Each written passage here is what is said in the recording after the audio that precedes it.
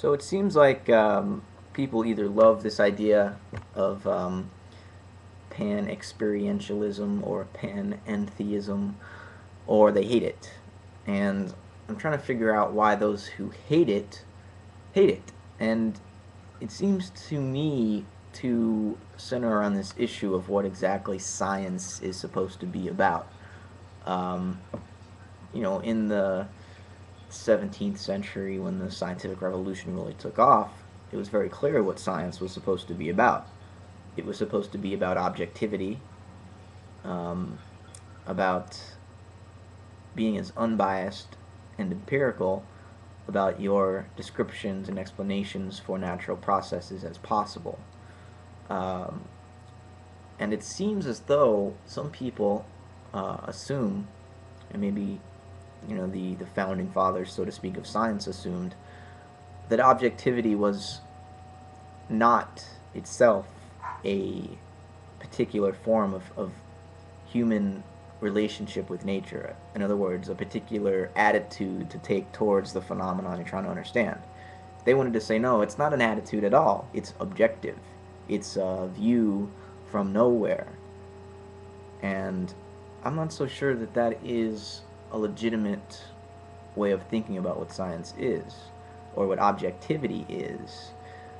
As human beings, as emotional, embodied creatures who understand themselves and the world in terms of their particular historical context and the culture and so forth, can we really take ourselves out of nature, observe it objectively, and pronounce upon what it is independently of mind or purpose, independently of any ideology we may have, conscious or otherwise? Is this really feasible? And I don't think it is. And I think the reason that some people are uneasy or even hostile towards the idea that matter is mental, that there is mind in the material, not as a form of dualism, but just any occasion of material existence is simultaneously an occasion of experiential or mental existence. Um, the reason people are uneasy about this is because it implies that we cannot be objective, at least in the strongest sense. It implies that our attitude towards nature matters, just as our attitude towards other people matters. If we tried to remain strictly objective in our interpersonal relationships, we wouldn't be able to get close to anybody. Part of being friends, part of communicating with others, is taking their point of view, sharing a sort of intersubjective experiential uh, space and time with them. And if nature is uh, mental, if it's conscious, then we have to apply this same sort of openness to communication to subatomic particles and atoms and molecules and single cells as we do to other people.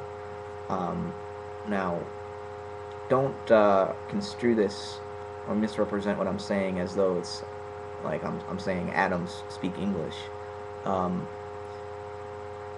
I'm not exactly saying that, even though the only way we can understand them is in a language that we as human beings speak. We have the periodic table of elements.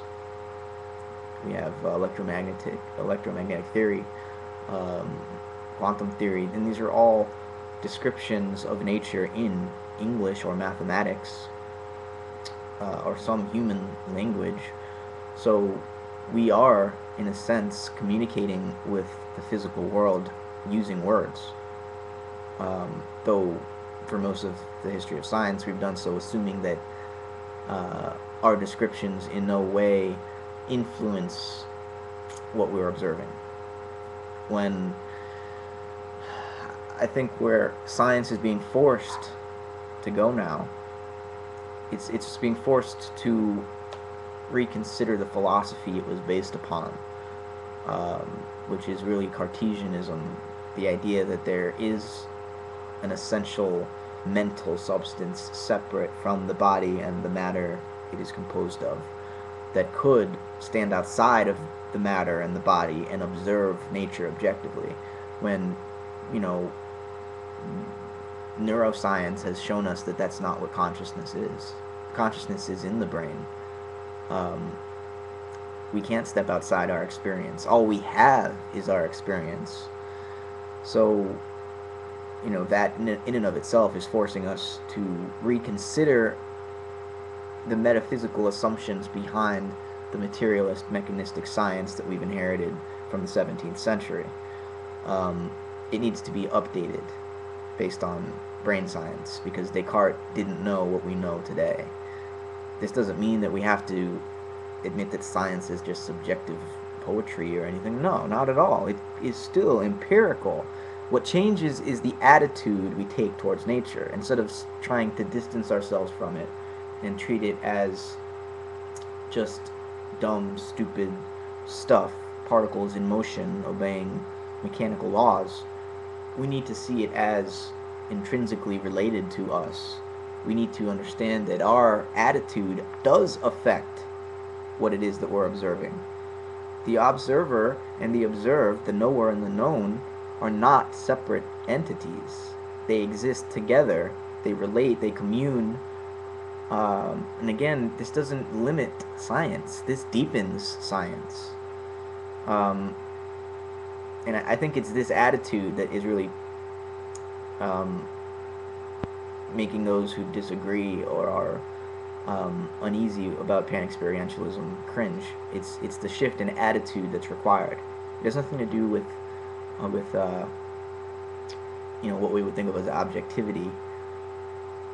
I'm saying objectivity is actually an attitude, and that it is an attitude which misconstrues what we observe in nature, because we falsely assume that we're separate from it, that mind and meaning and purpose and understanding and consciousness is just squeezed into this 3-pound piece of jelly in my skull, and that it doesn't exist anywhere outside of that. That assumption, I think, is unwarranted, and in fact, if we continue to make that assumption, it will hinder our science and our ability to understand what's going on. So, pure objectivity just isn't possible. But as I said, this is not a hindrance to science. In fact, remaining trapped in this 17th century idea that pure objectivity were possible is a hindrance to science. So, just thought I'd put that out there. Thanks for listening.